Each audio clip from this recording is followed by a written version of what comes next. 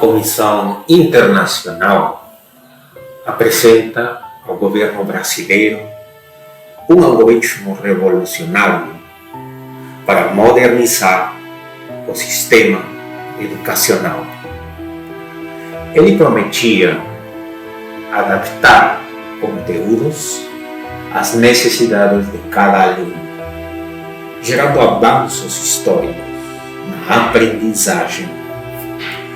Seduzidos pela oferta, autoridades assinam um contrato bilionário com a empresa estrangeira, descartando as iniciativas de especialistas locais que alertavam sobre as peculiaridades culturais e regionais do Brasil.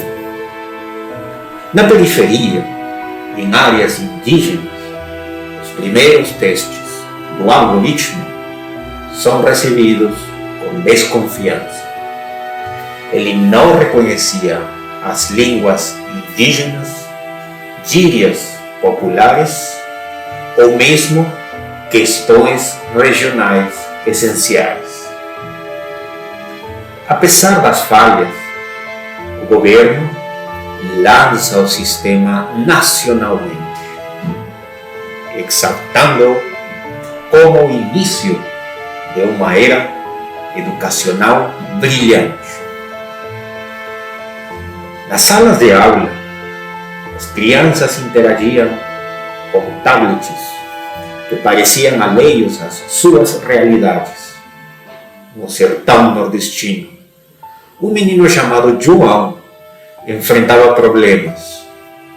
O algoritmo, treinado com dados de países europeus, sugeria profissões como designer de interiores e cientista espacial, ignorando o contexto da região, onde as maiores oportunidades vinham da agricultura e do artesanato.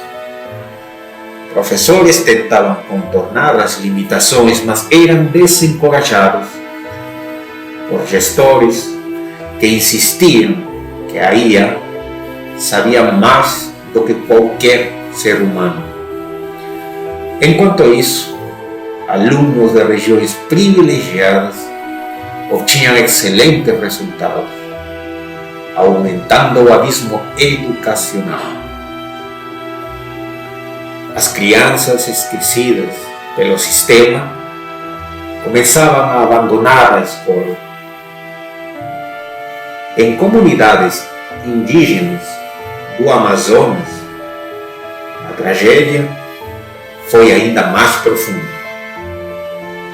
O algoritmo não reconhecia línguas nativas, nem os saberes transmitidos oralmente.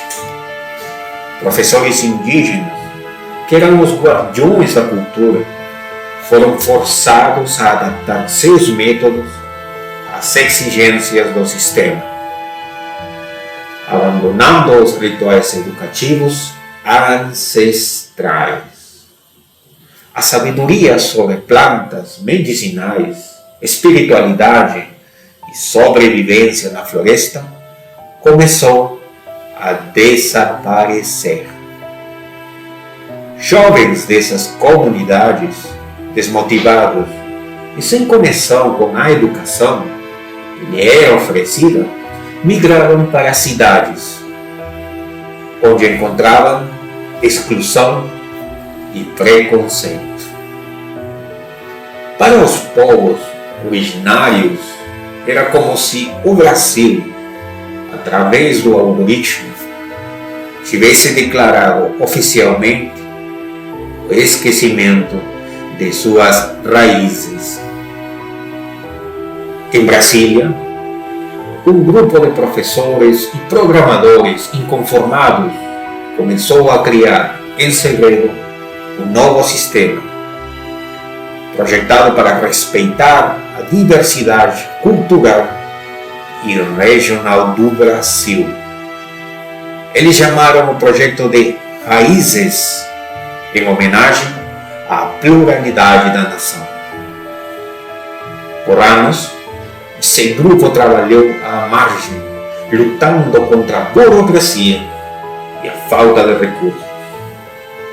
Quando finalmente apresentaram a solução ao governo, ela foi recebida com indiferença.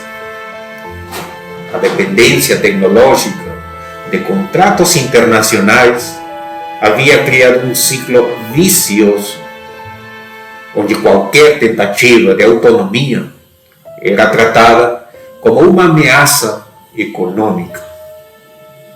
O grupo dissolveu-se, frustrado, e muitos abandonaram o Brasil em busca de lugares onde suas ideias fossem valorizadas. Décadas depois, o Brasil figurava entre os países com maior desigualdade educacional do mundo. Em muitas regiões, tradições culturais haviam desaparecido e a população enfrentava crises de identidade e pertencimento. Os dados dos algoritmos importados haviam sido usados por empresas internacionais para desenvolver novos sistemas vendidos para outras nações. Em contraste, o Brasil continuava dependente de soluções externas, incapaz de se adaptar às mudanças tecnológicas. No último congresso sobre soberania educacional, o Brasil foi citado como um exemplo trágico de um país que confiou cegamente em promessas tecnológicas, esquecendo que sua verdadeira força vinha de sua diversidade. Essa narrativa